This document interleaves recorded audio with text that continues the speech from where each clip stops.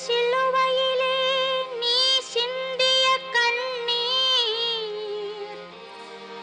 நின்று புவியெல்லாம் நீழ்கடலாய் ஆனதம்மா. ஒன்றுதான் தெய்வமென உலகிற்கு காட்டிடவே